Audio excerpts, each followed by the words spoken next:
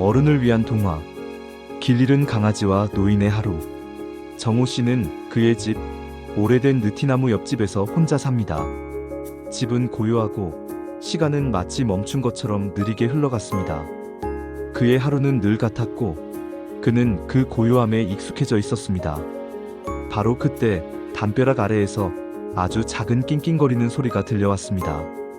정호 씨는 천천히 문을 열고 밖을 내다보았습니다. 그곳에는 작은 털뭉치 하나가 웅크리고 있었습니다. 길을 잃었는지 세상의 모든 외로움을 끌어안은 듯한 강아지였습니다. 이런, 꼬마 손님이 왔구나. 정호 씨는 강아지를 꼬미라고 부르기로 했습니다. 그들은 함께 아침 식사를 했습니다. 정호 씨는 따뜻한 우유를, 꼬미는 작은 빵 조각을. 그 작은 소리가 만들어내는 온기가 텅 빈 식탁을 채웠습니다. 아침 식사 후 정호 씨는 꼬미에게 목줄을 걸고 산책에 나섰습니다.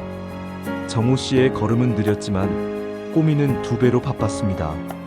냄새 맡기, 폴짝 뛰기, 멈춰서서 고민하기. 정호 씨는 꼬미가 신나게 뛰어다니는 모습을 보며 오랜만에 크게 웃었습니다.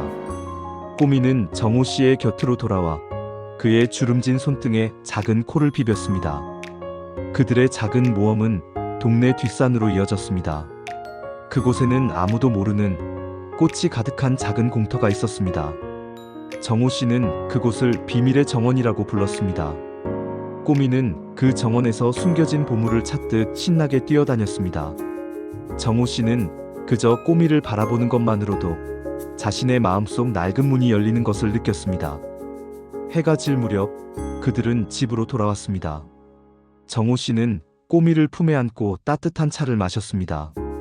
오늘 하루 덕분에 외롭지 않았단다. 꼬미는 고개를 들고 정호 씨의 눈을 바라보았습니다.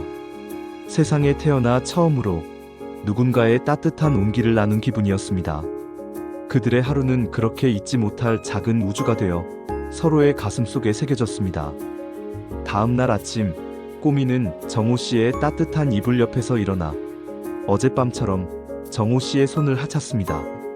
하지만 정호 씨는 문득 깨달았습니다. 꼬미는 이제 길을 찾아 떠나야 할 때라는 것을. 정호 씨는 꼬미를 힘껏 안아주었습니다. 그리고는 문을 열어주었습니다. 꼬미는 뒤도 돌아보지 않고 힘차게 달려나갔습니다. 정호 씨는 문가에 서서 꼬미가 사라지는 뒷모습을 보았습니다. 그는 다시 혼자가 되었지만 그의 마음은 더 이상 텅 비어있지 않았습니다. 사랑받았고 사랑했다는 따뜻한 기억으로 가득 차 있었으니까요.